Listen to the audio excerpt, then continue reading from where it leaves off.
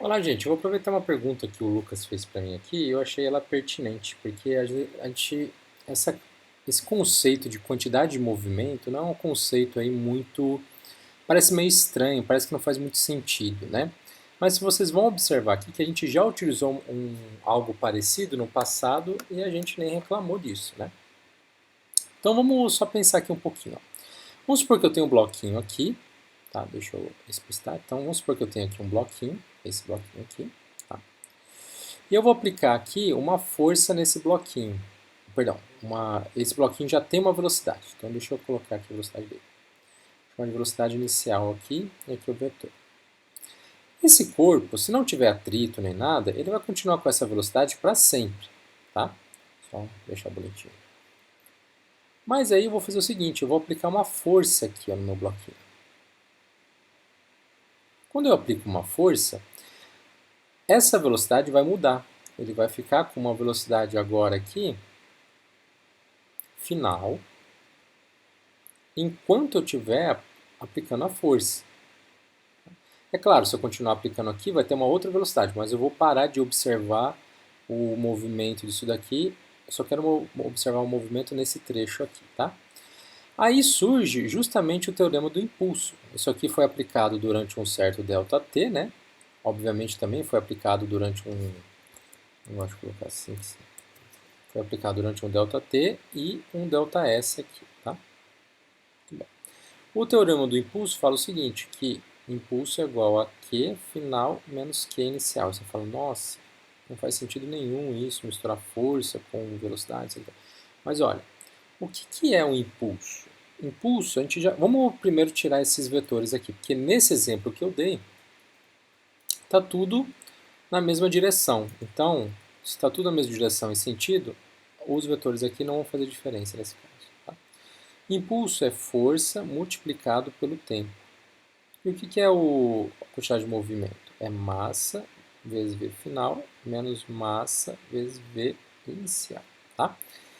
Só que, gente, se a gente começar a analisar isso aqui, o que é força? Se a gente abrir a força aqui, força, gente, é massa vezes aceleração. Tá? E aí multiplicado por ΔT. Se eu colocar esse M, tá vendo que tem um M aqui e um M aqui? Se eu colocar ele em evidência, vai ficar assim, ó, ou o fator comum, né? Mudou alguma coisa? Não, porque se eu voltar aqui, fizer distributivo de novo, volta o que era antes. Então eu vou fazer isso. Se eu passar agora dividindo essa massa aqui, vai ficar aqui A vezes ΔT é igual a massa VF menos VO sobre massa. Está multiplicando todo esse parênteses, posso cortar. Mais ainda, se eu passar agora o ΔT, vai ficar aqui VF, posso tirar o parênteses, né? VO sobre ΔT. Ou seja, o que é isso? Isso é ΔV. ΔV sobre ΔT. Ou seja, né? A gente chegou aqui na expressão da definição do que é aceleração. Então, isso aqui fisicamente está correto, essa análise aqui, tá? Que a gente está fazendo aqui. Mais do que isso, a definição de força fala o seguinte, que força é igual a massa multiplicado pela aceleração. Né?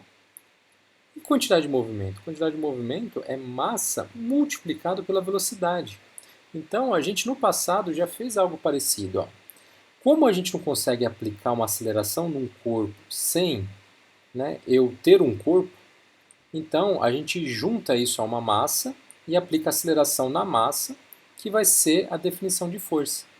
Quantidade de movimento é a mesma coisa. Como eu não tenho como observar a velocidade num corpo sem o corpo, eu tenho que colocar aqui no corpo uma velocidade. Não existe ausência de matéria com velocidade, não existe a velocidade pura. Então, faz sentido eu escrever velocidade multiplicado pela massa, porque a massa aqui é que me fala sobre o corpo em si que eu estou aplicando, né? Que me define a quantidade de movimento. Então, são duas grandezas físicas, essas duas aqui, né? São duas grandezas físicas interligadas pela aceleração e pela velocidade. Só que quando a gente coloca a massa aqui, multiplica pela massa, vira uma outra grandeza física. Então isso aqui, ó, essa fórmula aqui, que é o teorema do impulso, ela está camuflada com massa. Se eu coloco massa de um lado e massa...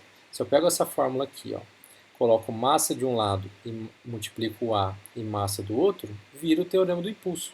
É isso que eu estou querendo afirmar aqui. Então essa é uma forma da gente interpretar esse conceito que às vezes é um pouco estranho, meio vago até, né?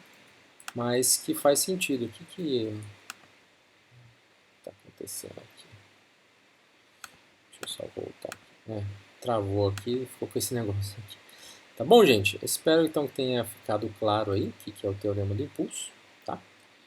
E espero também que tenha ficado claro essa analogia que eu fiz aí para a gente interpretar melhor esse conceito. Um abraço para todo mundo. Qualquer dúvida aí, só falar. Tchau.